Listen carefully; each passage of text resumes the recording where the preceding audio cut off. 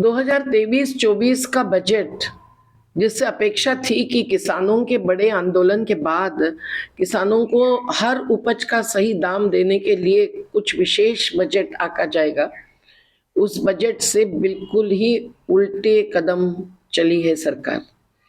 एक तो किसानों के लिए जो राशि 2022-23 में आवंटित थी, उससे अब कम की गई है, और किसानों के लिए जो अलग अलग निधि थे, जैसे कि पीएम कल्याण निधि वगैरह, उसके लिए भी आवंटन कम किया गया है। एक तो एक कि किसानों को उपज का सही दाम तो नहीं मिलेगा, लेकिन कृषि के नाम पर जो कुल बजट होना था उसमें मंडियों की बढ़ोतरी होनी चाहिए थी, और उसमें किसानों के माल की खरीदी भी ज़्यादा होनी चाहिए थी। लेकिन अगर बजट ही कम हुआ है तो वो होगी नहीं। इसका कारण है कि वो आज भी 3 कानून वापस होने पर निजी हाथों में ही कृषि उपज का माल सौंपना चाहते हैं, न केवल गोदाम में भरने के लिए अडानी जैसे के गोदामों में, जिसके ऊपर ऑडिटर जनरल की रिपोर्ट है कि उनको अव्वा के सव्वा भाड़ा दे दिया, लेकिन उनके ही द्वारा खरीदी जाए किसान का माल, और उसमें ऊपर नीचा होते हुए किसान भुगते घाटे का सौदा। दूसरी बात है कि 45 लाख करोड़ का बजट और उसके जीडीपी के कितने प्रतिशत शिक्षा पर लगाया है। जब नई शिक्षा नीति घोषित की तो मोदी सरकार का दावा था कि हम बजट का 6% शिक्षा पर लगाएंगे। बिल्कुल ऐसा नहीं हुआ है। केवल 1% से भी कम नेशनल एजुकेशन मिशन पर भी कम लगाया है, और शिक्षा पर भी कम लगाया है, और स्वास्थ्य पर भी।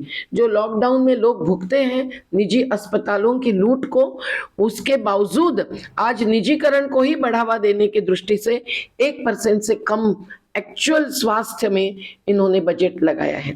तो शिक्षा, स्वास्थ्य जैसे, और रोजगार के लिए मनरेगा का बजट बढ़ना चाहिए था, तो उसको भी उन्होंने कम कर दिया है। मतलब जो मुद्दे जनता के प्राथमिकता के मुद्दे हैं, इस पर का बजट कम किया गया है, और ये सब निजीकरण को, कंपनियों को बढ़ावा देने के लिए, लूट की छूट देने के लिए है। जबकि अडानी के पूरी हकीकत इतनी जाहिर हो चुकी है, तो ऐसे जो अपराधी पूंजीपति है, उन्हें के हर एक की जांच होने की जरूरत है। वो एक दूसरे को समर्थन दे रहे हैं, ये हम देख रहे हैं। तीसरी बात ये है कि 45 लाख करोड़ में 10% ज्यादा से ज्यादा कर का आकलन है, लेकिन हम तो चाहते हैं कि संपत्ति कर अगर 2% भी लगाया जाए, और वो भी सबसे धनिक 1% लोगों पर, तो हर साल सरकारी तिजोरी में 7.5 7.5 लाख करोड़ रुपया आएगा। अगर वारसाई का इनहेरिटेंस टैक्स अगर 50% एक बार लगाया जाएगा, जो संपत्ति ऐसे ही जन्म से मिलती है बिना मेहनत की, तो उससे भी 9 लाख करोड़ हर साल तिजोरी में आएगा। और इससे जो 16 लाख करोड़ से ज्यादा आएगा, उससे शिक्षा, स्वास्थ्य, किसानों के एमएसपी, न्यूनतम समर्थन मूल्य, और रोजगार जैसे प्राथमिकताओं के मुद्दे पर निश्चित रूप से सरकार खर्च कर पाएगी।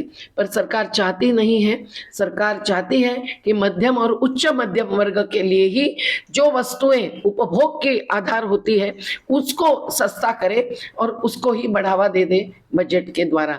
और कर्ज माफी 8 साल में जो 40 लाख करोड़ रुपए की कर्ज माफी बड़े बड़े उद्योगपतियों को इन्होंने दी है, और 44 लाख करोड़ की कर माफी बड़े बड़े उद्योगपतियों को दी है।